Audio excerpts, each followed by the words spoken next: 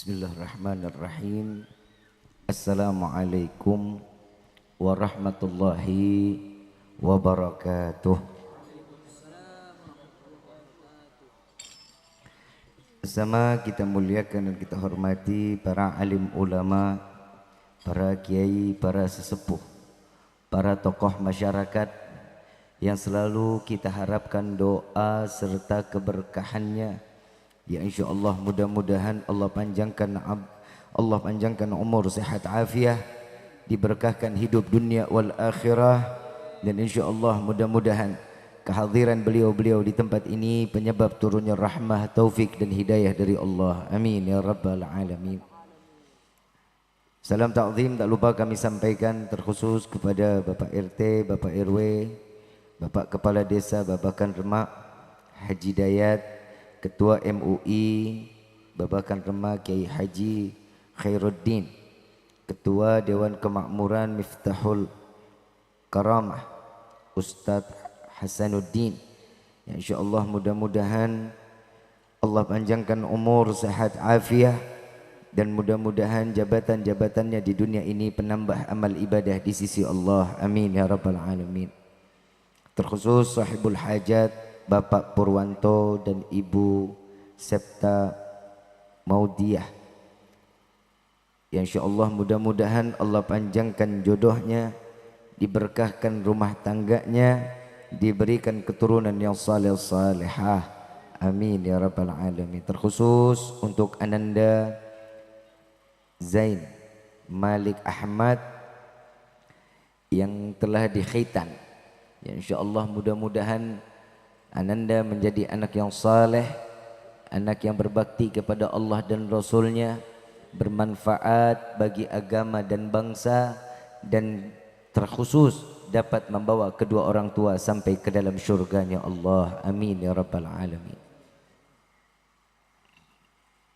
Wabil khusus hadirin wal hadirat, mu'minin mu'minat, fahamdan li rabbin hassana bi Muhammadin wa anqadhana min dhulmati jahli wad dayajiri ila nuril islamin wa ilmin wa hikmatin wa imanin wa yumnin wa khairil awamiri. Alhamdulillah, alhamdulillah ala ni'matil islam wal iman wa kafa biha min ni'mah. Alhamdulillahilladzi hadana bi abdihil mukhtari man da'ana ilaih bil idni wa qad nadana labaika ya man dallana wa hadana. Shalla alaika Allahu bari'uka alladhi bika ya musyaffa'u khassana wa habana ma'alika al-adhari ma'dini sirrika al-asma fahum sufunun najati himana. Labbaik ya Rasulullah, labbaik ya Nurullah, labbaik ya Habiballah. Pertama-tama limpahan puji serta syukur kita panjatkan kehadirat Allah Subhanahu wa taala yang Maha Agung, yang Maha Luhur, yang Maha Bijaksana, yang alhamdulillah di malam yang penuh dalam keberkahan dan kemuliaan ini serta curahan rahmat yang Allah turunkan, Allah masih memberikan kita penuh dalam naungan nikmat, khususnya nikmat Islam, nikmat iman, nikmat sehat wal afiah, nikmat umur yang panjang, yang insya Allah mudah-mudahan kenikmatan ini tidak Allah hapus sampai ajal menjemput kita. Dan berkah daripada acara ini, apabila Allah tetapkan kita di dalam ajal, Allah matikan kita dalam keadaan husnul khatimah. Amin ya rabbal alamin. Salawat beserta salam terlimpah curah keharibaan Nabi besar Muhammad sallallahu alaihi wasallam beserta keluarga, sahabat hingga umatnya sampai yaumil qiyamah. Amin ya rabbal alamin. Ayyuhal hadirun jamaah rahimakumullah. Setiap manusia diberikan bekal oleh Allah yang dikatakan adalah hati. Hati yang diberikan oleh Allah tergantung diletakkan di mana kepada hamba dan siapa hamba tersebut. Orang yang bersyukur berarti orang yang Allah selamatkan hatinya. Dan setiap tanda syukur yang disampaikan oleh setiap hamba kepada Allah pasti akan mendapatkan ganjaran lebih dari apa yang dia telah terima dari segala bentuk nikmat dunia, insya Allah sampai ke akhirat. Allah menyatakan di dalam Al-Quran, wa in ta'adzana rabbukum la in syakartum la azidannakum wa la in kafartum inna adzabi lasyadid. Dengan kemuliaan Allah, atas izin Allah, setiap hamba diwajibkan selalu bersyukur kepada Allah dalam segala hal bentuk kehidupan dia selama hidupnya dia di dunia. Orang yang syukur, Allah menjanjikan akan ditambah nikmat. Contoh, hari ini kita sehat, makan enak, itu nikmat. Tidur enak, itu nikmat. Masalah semua selesai, itu nikmat. Bib, tapi kalau orang yang sakit bagaimana? Pun itu nikmat yang Allah berikan. Saat dia dalam keadaan sehat, mungkin lupa dengan tanda syukur yang telah diajarkan oleh baginda Nabi Muhammad SAW. Dengan bentuk kesehatannya dia lalai kepada Allah. Tapi begitu sakit, setiap manusia pasti ingat mati. Betul apa enggak? Sehat lupa nyebut nama Allah. Tapi kalau lagi sakit, ya Allah, ya Allah, astagfirullah, ada aja Allah disebut. Kenapa? Karena ngerasa susah. Padahal itu rezeki. Itu nikmat yang Allah berikan. Tatkala dalam keadaan sakit, tidur susah nggak? Susah. Makan enak. Agar tahu betapa nikmat Allah berikan saat dalam keadaan sehat, itulah yang wajib disyukuri. Kadang manusia ini kan pengennya yang enak-enak aja. Giliran yang susah mah males. Apalagi Islam ini penuh dalam pengorbanan. Agama yang penuh dalam pengorbanan ya Islam. Ada khitan, ada pergi haji, ada apa lagi? Umrah. Setiap sesuatu yang dilakukan dengan pengorbanan, pasti hawa nafsu kita ada yang bertolak belakang, ada yang mau nerima. Itulah hati. Kalau manusia dititipkan iman, Allah Subhanahu wa taala mengatakan di dalam surat Al-Imran, alladzina yu'minuna bil ghaib. Orang yang beriman itu dengan keimanannya yakin dengan sesuatu hal yang gaib. Contoh, sholat subuh wajib atau sunnah? Wajib. Pahalanya Nabi mengatakan seorang laki-laki yang keluar dari rumahnya saat subuh, sholat di masjid, sholat di musola, pulang dari masjid, dari musola, rezekinya akan ditambah oleh Allah lebih daripada yang kemarin. Yakin apa enggak? Bohong. Masjid masih sepi. Pahala itu kan gaib. Rezeki gaib, nggak ada yang tahu. Setiap sesuatu yang gaib yang berhak memberikan adalah Allah. Yakin nggak sama Allah? Bohong. Saya bisa jamin iman kita ini penuh dengan keraguan. Beda sama imannya Nabi Ibrahim, model ibu. Nggak mungkin. Imannya Nabi Allah Ibrahim, Allah tetapkan sesuatunya yang harus dikerjakan, dijalani nama Nabi Ibrahim. Yang pertama, bertahun-tahun, berpuluh tahun nikah dengan Siti Sarah, nggak punya keturunan. Allah perintahin untuk nikah kembali, dijalanin. Nikahnya bukan sama yang muda, yang cantik, yang bersih, enggak, yang kaya enggak, tapi sama sebudaknya dia. Sama Siti Hajar dinikahin. Begitu dinikahin dapat anak seorang laki-laki idaman. Begitu dapat seorang anak laki-laki, lagi senang-senangnya, lagi sayang-sayang, dapat kabar lagi dari Allah, ya Ibrahim, bawa Siti Hajar, bawa Ismail ke tanah Bakkah. Berangkat Nabi Ibrahim dengan Nabi Ismail dengan Siti Hajar, tanah Bakkah yang kita kenal sekarang Makkah Al-Mukarramah, tanah yang tandus, tanah yang enggak ada tumbuhan, tanah yang susah dengan airnya. Sampai jin aja ogah main ke situ. Kenapa? Sepi. Ini Siti Hajar berangkat ke sana karena perintah Allah yang dituju kepada Nabi Ibrahim untuk membawa putra dan istrinya ke tanah Bakkah. Dijalankan oleh Nabi Ibrahim. Gak banyak nanya. Emang gak ada tempat lain ya Allah? Harus di situ? Enggak, Nabi Ibrahim jalan. Begitu sampai di tanah Bakkah, Siti Hajar tanya, ya Ibrahim, engkau ingin meninggalkan aku di tempat ini? Ya, ini atas keinginanmu atau keinginan Allah? Wahai Hajar, sesungguhnya ini adalah keinginan Allah dan ini adalah perintah Allah. Apa jawaban seorang istri yang salehah? Wahai Ibrahim, maka pergilah. Jika ini adalah Allah yang menginginkan, aku yakin Allah akan menjamin diriku saat aku ada di sini dan Ismail. Ini suami istri yang taat, yang patuh kepada Allah. Kalau kita begitu enggak? Maaf, Bu. Ibu bukan asli Babakan Demak semua kan? Ini kan Perum ya?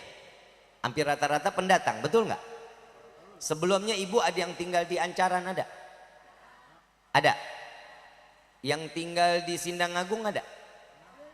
Ada? Suami orang mana? Orang Garawangi. Dua-duanya kalau saya tanya sekarang, Bu, ibu pindah ke rumah mertua, tinggal di rumah mertua, betah nggak? Tuh lihat. Padahal suami yang bawa, bapak juga begitu. Bapak betah tinggal di rumah mertua. Bih, ogah amat, Bib. Salat subuh harus lebih bangunnya lebih duluan daripada mertua. Pegang pisau lagi potong buncis miring dikit, diomongin 2 bulan nggak kelar-kelar. Betul nggak? Kenapa? Karena susah meyakinkan sesuatunya. Manusia dengan manusia susah. Kalau kita dengan manusia lain penuh keyakinan susah. Tapi Allah memberikan keyakinan kepada kita. Alladzina yu'minuna bil ghaib. Seseorang yang beriman dengan sesuatu hal yang gaib, pasti Allah berikan sesuatunya sesuai apa yang dia butuhkan. Iman itu kadang naik, kadang. Kapan iman kita naik? Hidup susah, kontrakan, motor mau ditarik leasing, suami mau kawin lagi. Wah, repot. Kenapa? Karena iman kita. Contoh gini deh. Ibu bapak datang diundang ke tempat ini. Udah pada makan belum? Udah pada makan? Bapak udah? Udah tadi ya? Jawab aja. Udah apa belum? Ya kalau belum kan sarua. Tadi udah makan? Sudah? Sekarang saya mau tanya, bapak ibu datang ke tempat ini tahu isi lauknya apa? Saat setelah makan dibuka baru tahu, oh ini loh lauknya. Datang dari rumah udah tahu lauknya apa aja. Itu namanya gaib. Kecuali lo video call sama tuan rumah, lauknya apaan? Sesuatu rezeki yang Allah telah tetapkan, itu adalah keinginan Allah. Contoh yang kedua, ini kita masih urusan rezeki nih, belum paeh belum tentang kematian belum. Saya tanya, urusan rezeki ini, pengen hidup kaya apa hidup berkah? Berkah. Kalau saya pengen jadi orang kaya yang berkah. Jadi jangan ikut-ikut. Saat ini ditanya, pasti mau yang berkah. Mau disuruh pilih seorang yang kaya, mau hidup kaya atau mau hidup berkah? Pasti jawabannya saya mau hidup berkah. Kenyataan kurang. Dikasih duit sedikit sama suami. Nah, dikasih lebih, kurang syukur. Betul nggak? Bapak, saya mau tanya, Bapak nyari duit capek nggak? Capek nggak? Karena itu tugas laki-laki, Pak. Karena dunia juga tempatnya capek. Mau yang enak, ntar di akhirat. Bu, nerima apa yang Bapak udah kasih? Hah? Kurang, Pak. Bu, Ibu mau masuk surga bareng sama suami nggak? Tanya Bapak, emang Bapak mau? Saya tahu nih jawaban hatinya. Enggak deh, Bib, di dunia aja nyusahin, gimana di akhirat?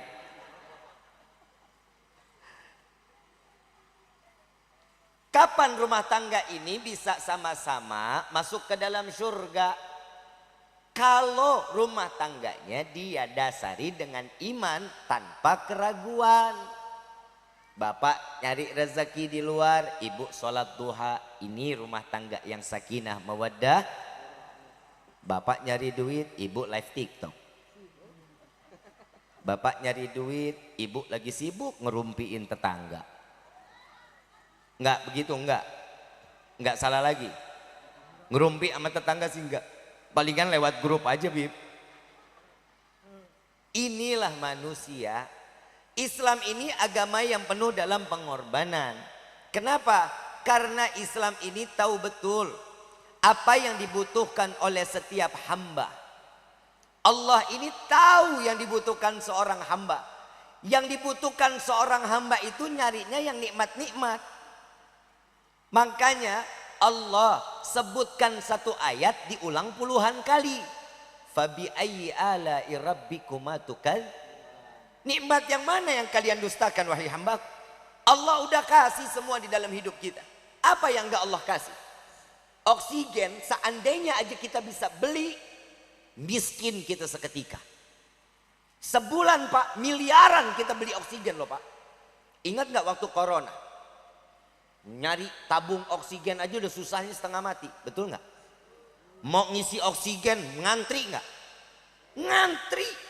Kenapa? Karena kita membutuhkan. Padahal tanpa kita beli pun Allah kasih cuma-cuma oksigen itu. Allah berikan kita organ tubuh ini sempurna. Yang ada di dalam ini sempurna. Yang bikin rusak siapa? Kita sendiri. Alladzina amanu wa amilus salihati wa tawasaw bil haq wa tawasaw bis. Orang yang tahu dirinya nih sesuatu yang hak. Sholat hak nggak? Haknya siapa? Haknya seorang hamba. Sholat. Kalau orang sudah sholat, aman, hatinya Allah jaga. Aqimus sholah, inna sholata tanha anil fahsya. Orang yang mendirikan sholat sudah pasti jauh daripada perbuatan keji dan kata siapa tuh? Kata seseorang yang di dalam hatinya ada Allah. Itu mah kita sering dengar. Nabi mengucapkan, Nabi orang yang selamat. Nabi Muhammad SAW orang yang paling selamat dunia sampai akhirat. Pernah dengar Nabi lengah tidur 8 jam? Pernah? Enggak pernah. Riwayat ada yang mengatakan bahwa Nabi punya waktu 24 jam sama kayak kita. 23 jam Nabi dipakai untuk ibadah, 1 jam dibagi-bagi. Makan, tidur, silaturahmi, ziarah, tak. Nah itu 1 jam dibagi-bagi. Tidurnya berapa menit? Sehari tidurnya berapa menit? Nah kalau kita, Nabi sholat sampai kaki bengkak. Saya juga, Bib, sholat sampai kaki bengkak. Kalau kita mah beda. Ibu bapak mah asam urat. Kalau Nabi kaki bengkak 3 juz 1 rakaat 3 juz. Kita jambu, mangga, Jeruk. Ngejus kita. Ini bedanya kita sama Nabi. Tapi kalau Nabi, orang yang sudah tahu betul haknya dia seorang hamba, maka kewajibannya adalah beribadah. Bagaimana orang yang bisa beribadah? Nih, tergantung dari hatinya. Kalau Allah sudah punya cara menjaga hati, makanya Nabi ngajarin kita di dalam sholat akhir, sujud terakhir tuh, itu diajarin tuh kita tuh, ya mugallibal qulub, tsabbit qalbi ala dinik. Wahai yang maha pembulak balik hati, tetapkan hati kami dalam agamamu. Kenapa? Karena Allah yang paling mudah membalikkan hati seseorang. Saya kasih contoh dulu nih, iblis. Tahu iblis? Lo tahu dari mana tetanggaan lo emangnya? Iblis.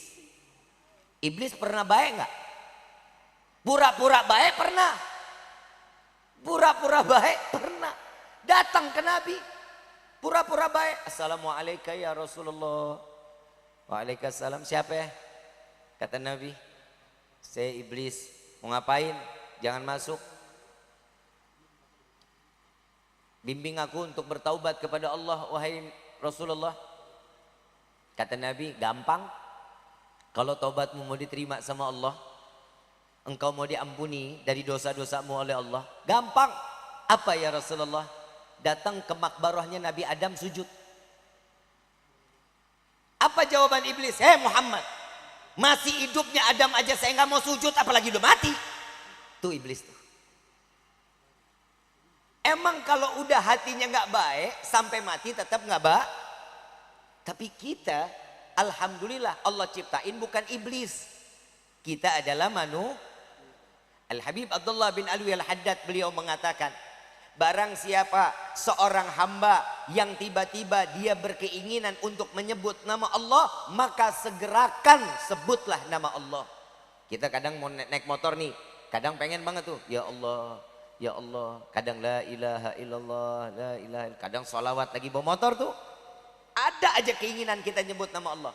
Ibu lagi goreng, pengen aja nyebut, baca sholawat, pengen nyebut, bukan bukan begitu, bukan. Baca sholawat, zikir. Kenapa? Kata Imam Abdullah bin Alwi Al-Haddad, segerakan. Sahabat murid tanya, wahai Imam Haddad, apa yang membuat kita harus lebih dicepatkan? Karena saat engkau ingin menyebut nama Allah, maka disitulah Allah sedang memandang dirimu, maka mintalah kepada Allah, pasti akan Allah kabulkan. Bukan amin jalanin. Siapa yang ngedoain lu? Giliran begini amin, amin. Pengennya yang instan aja. Ibu bapak yang dirahmati oleh Allah, kalau hati kita baik, semuanya akan menjadi baik. Kadang manusia ini banyak kepura-puraan. Pura-pura baik, pura-pura dermawan, pura-pura sayang. Padahal di belakangnya luar biasa. Kenapa kepura-puraan itu ada? Karena hatinya tidak penuh dengan Allah dan Nabi Muhammad sallallahu alaihi. Hubungan sama Allah, ya kita kalau buat masalah ibadah, maaf ya Pak, maaf Bu. Kita kalau urusan ubudiyah kita kepada Allah nih, ibadah kita kepada Allah ya nggak seberapa lah kita. Banyakan lalainya daripada ibadahnya. Pernah bangun tengah malam nggak? Pernah nggak? Ibu pernah bangun tengah malam? Bapak pernah tidur bangun tengah malam pernah Pak? Ngapain? Cuman pipis doang. Masuk kamar mandi, kelar pipis, masuk lagi ke kamar tidur. Padahal Allah dengan caranya tuh, bangun wahai hambaku.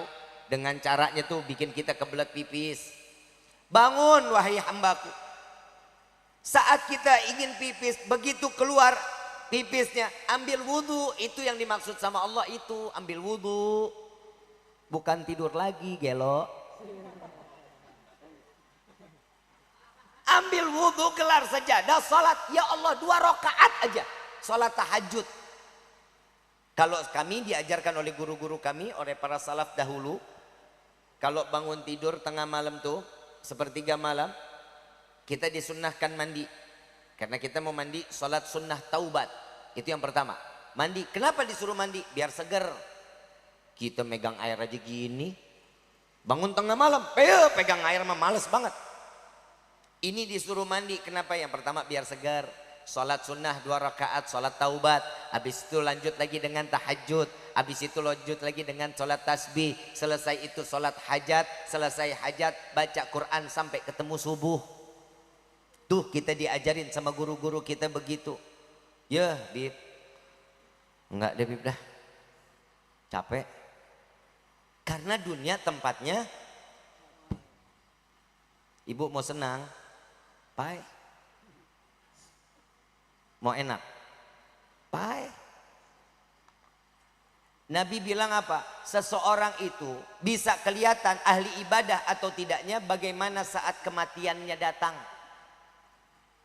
Mau lihat baik buruknya seseorang, lihat bagaimana matinya. Tuh kata Nabi itu. Orang yang gemar ibadah, matinya insya Allah lagi ibadah. Orang yang doyan maksiat pasti matinya dalam keadaan. Tinggal pilih. Kalau orang Babakan Remah, orang Kuningan bilang nih, life is choice. Ngartos tuh. Sarua aing tuh. Hidup itu pilihan.